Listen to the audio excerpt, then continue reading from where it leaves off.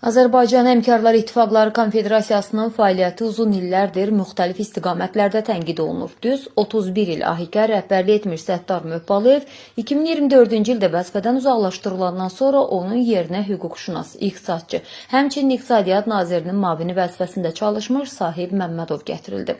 Uzun illər haqsızlıqla sosial dəstək və xidmət mexanizmlərinin kifayət qədər effektiv işləmədiyi ilə bağlı narazılıqlarını səsləndirən AHİK üzvləri bu dəyişikliyə sevinərək vəziyyətin düzələcəyinə inanırdı.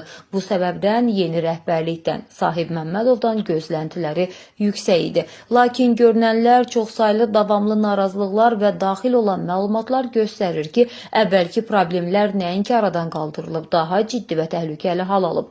Əsas narazılıqlar arasında isə AHİK-in tabeliyində fəaliyyət göstərən səhiyyə müəssisələrindəndir. Onlardan biri də Bakı şəhərinin Xəzər rayonu Buzovna qəsəbəsində yerləşən Buzovna fizioterapiya mərkəzidir. Mərkəz 2024-cü ilin oktyabr ayında fəaliyyətə başlayıb. Buzovna qəsəbəsində yerləşən mərkəz AHİK-in nəzdində fəaliyyət göstərən Kurort Qapalı Səhmdar Cəmiyyətinin balansına daxil olan bir neçə sanatoriya və müalicə mərkəzlərindən biridir. AHİK sədri Sahib Məmmədov, Kurort Qapalı Səhmdar Cəmiyyətinin baş direktoru isə Çingiz Hacıyevdir. Bir xəbər media bizim əsrə istinadən xəbər verir ki, Buzovna fizioterapiya mərkəzi yarandığı gündən etibarən son bir həftəyədək lisensiyasız fəaliyyət göstərib.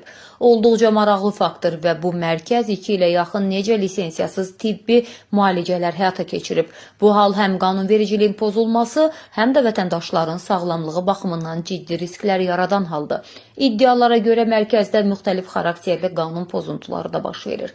Məlumatlarda qeyd olunur ki, mərkəzin baş həkimi Nüşabə Əlişovadır və ixtisasca ginekoloqdur. Fizioterapiya profili bir müəssisəyə rəhbərlik edən şəxsin ixtisas uyğunluğu məsələsi də diqqət çəkən məqamlardandır.